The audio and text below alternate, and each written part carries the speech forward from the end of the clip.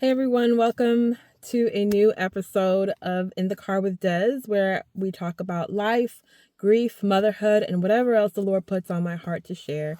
The last few weeks, I have been sharing my grief notes from the lessons I have learned, my top 5 lessons I learned 7 months after my mom passed away in 2025, and I wrote this out in September 2025. So today, it's been a year and some change since she passed, and I just wanted to go back over my notes and see, do I still believe these things? Are they still relevant? Are they still real? And spoiler alert, yes, for me they really are. I understand completely that for many others it may not. There are some things that we all share in grief, some feelings, some thoughts, some perspectives, and there are some that we don't share that are not that don't match where we are or where we've been, our situation, our circumstance. I am not a professional grief counselor by any means. I'm just a daughter who misses her mom and wants to share some hope, because I know when I was in the depths of it early on, I saw no hope. I had my faith, everything was just shaken, and I had to find my way back. I didn't go completely off like, oh, I don't believe in God or anything like that. It wasn't to that magnitude, but it did shake me enough that it was like my foundation needs to be reevaluated. And I'm just so grateful for how far the Lord has brought me. This is my heart. This is the way that I am processing and expressing my grief journey, my grief experience. And I want to share this note that I have at the bottom of here. It says, everyone's experience is different, and it's easy to feel like yours is or was the worst. We have no idea the battle going on in the mind of others. Don't dim your experience. Just make room for others as you feel led and have the bandwidth to do so. God is close to the brokenhearted. It may be the hardest thing that person has ever gone through. Let them have that and support them if you can. So I still believe that note. I still believe that 1000%. I know that sometimes I look at others and think, like, are they being for real? To be honest, I have had those thoughts, and like, are they feeling guilty, or are they like, what's going on? Especially if the response to the loss is something, it's in a way that you have never seen them respond before. And that's a recent conversation that I had with someone, that the way that they were grieving, it just threw me off because it wasn't the way that I imagined their response would be for the loved one, and it just threw me off. I wasn't saying that it was fake. I wasn't saying that it was real. It wasn't real. It just threw me off. It threw me for a loop. And sometimes that happens. Sometimes you surprise yourself with how you respond, how you react to the loss of someone. I remember like randomly, Chadwick Boseman, when he passed away. I don't know what about that. It's like I didn't know that guy before Black Panther. I didn't know much of him after Black Panther, but there was something about his passing that really hurt me, that really touched me, that really just like sat with me for a few months. And I don't know, it surprised me because, like I said, I didn't know him before Black Panther. I didn't really know much about him after, but just to know, I guess, what he was dealing with behind the scenes and what he was struggling with his health and trying to still show up and not really let people in. It's just mind blowing to me. Hold on, I gotta turn that air on to get a little air because it's hot. Okay, so I have my little fan here, so if you hear a little buzz, that's what's going on. I hope it doesn't disturb you guys too much. But yeah, it just really surprised me, and I didn't expect myself to feel the way I did about him and the death, but it happens. It happened. So in true fashion and true Des fashion, I want to encourage you out there. If your reaction, your response to the loss of whoever it is that you lost, whether it's a parent, a child, a friend, a family member, a celebrity, whatever it is, if it's throwing you off, it's okay. It's okay. And if it's throwing other people off, it's okay also. Like, you don't have to apologize. You don't have to explain yourself. You don't owe anybody anything. Just grieve the way that it's coming up for you. Get the help you need if you feel like you need help, if you want help.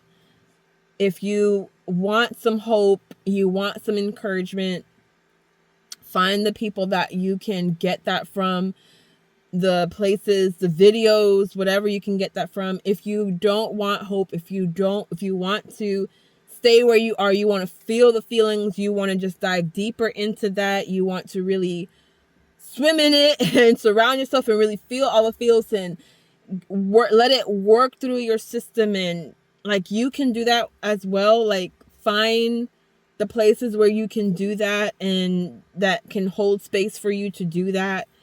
And like, just do, like, it don't have to be one or the other. There's times when there will be both. Like, you will have moments where you are feeling down in despair and like there is no hope. But then another moment, you're like, I think I do want a little bit. I don't want to be forgotten, but I'm just not there yet. And it's not a goal to reach to be better. For me, I just want to be able to continue to move forward because I have children that need me. I know that there are just things that God wants me to do that I can still do and grieve at the same time, but there's just a level that I want to be at that's comfortable. I want to be at a base level where I can manage both or make room for both. I don't believe that it has to be one or the other. So give yourself grace. Give yourself grace. Wherever you are, just give yourself grace for wherever you are. And give others grace to be where they are and to experience what they're experiencing without feeling like they're being fake, they're not being real, they're not being honest. And if you are really truly concerned for them, pray for them. Pray that God will help them through it. Pray that God will encourage them, that God will send the right people, the right signs, speak to them in their dreams, whatever it is that they need. Like, the concern that you have, that God will address it, that you can intercede. Pastor today said that there's a difference between intercession and intervention. And you can intercede and pray for somebody even if they don't want you to pray for them. They don't have to know that you're praying for them. You can do that in your own personal time away from them. If you feel like they need an intervention, then ask God, like, what's the best way to intervene for that. But there is nothing wrong with still praying for somebody, still wanting to see them smile again, to be happy again, to be joyful again. I smile, I'm happy, I'm joyful, and I still very much miss my mom.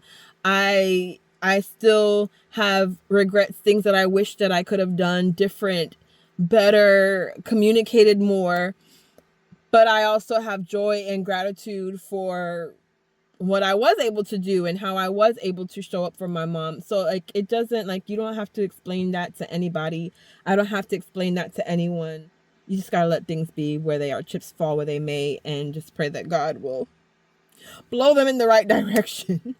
So that's all I'll say about that. Let's get on with this and move on. So I did this grief series. I wrote this down 7 months after my mom passed away. What were my top 5 lessons thus far? It was September 2025 when I wrote this. And the things that I talked about in the previous videos was the grief journey is that, a journey. Your support system may look different than you expected.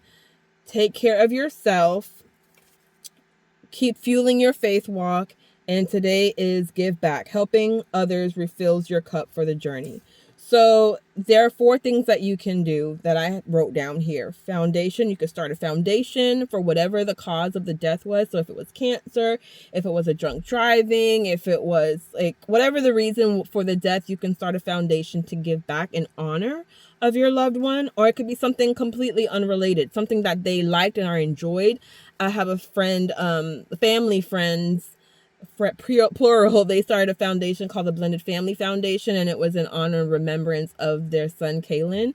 And so they gave back by doing shoes and toiletries and essentials that kids need, because that was a passion that Kaylin had. He wanted to make sure that kids were taken care of, because he hated to see kids be taken advantage of at the hands of adults. So they ran with that mission, and they started a foundation in honor of him for that. You can volunteer for whatever reason. Just give back your time in honor of your loved one.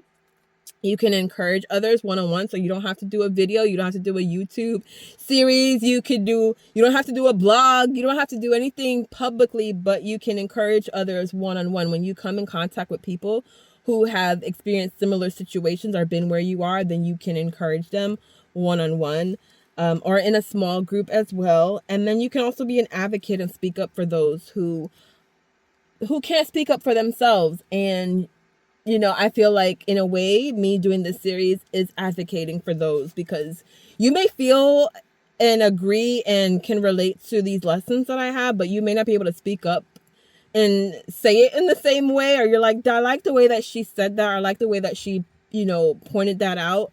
I want my loved ones, I want that person to understand. So then you just send them this video, and it's like, oh, this is what I'm trying to say, but she says it so much better. I'm advocating for you. I'm being an advocate for you. So you can speak up for others, advocate for others as well. And then the last thing I want to share to just wrap this all up, because it is hot, like I said, I had a solo grief reflection that I wrote down, and then I rewrote it just to make it more clean, because after I wrote it all out, was just journaling, wrote it all out, I read it back, and I was like, this was really good, and I want to share this at some point. And today is the day. It was December 31st, 2025 when I wrote this out. And so I'm going to read this to you and wrap it up. But first, let me turn this on and get some air, because it is very hot. All right, here we go. Sometimes, perhaps most times, the need to put the blame of our loved one's death on someone else or ourselves is an attempt to make sense in our brain and heart as to why they left, in a way or at a time we don't agree with. We're in shock and trying to make sense of what happened and why. Those questions left unanswered carries their own weight, and because it's heavy, it turns into frustration, then anger. Anger wants to blame or put the responsibility somewhere. It's okay to put that anger with God. He's the only one that has the answer, even if the answer is complex and not one we can fully grasp or even agree with. You don't have to agree or understand the why. He's still God, and only He knows best. But what do we do with those unresolved feelings? Pray for the peace of God that passes all understanding. Then ask God where you can safely place those feelings. Perhaps in a new endeavor that brings awareness or creativity, getting involved with music, art, dance, songs, writing. You can volunteer for a related cause or completely different. The goal is to have healthy and safe outlets, whatever you'd enjoy. Dedicate your outlet to that loved one. The pain of their exit is why you started in the first place. Truth is, no matter what the answer for their transition, it wouldn't satisfy your heart because it doesn't bring that loved one back. And that is what we want the most. We don't want answers, we want them back. And that is a hard truth to come to grips with. The only thing to look forward to is the pursuit of a life they would be proud to see you continue to enjoy, while looking forward to seeing them again on the other side. Collect memories to share with them later when you get to talk to them again. And perhaps eventually the pain will turn into purpose, the purpose into pleasure, the pleasure into a pleasant life they get to witness from above and cheer you on in. My mom used to tell us, thanks for giving me something to brag about.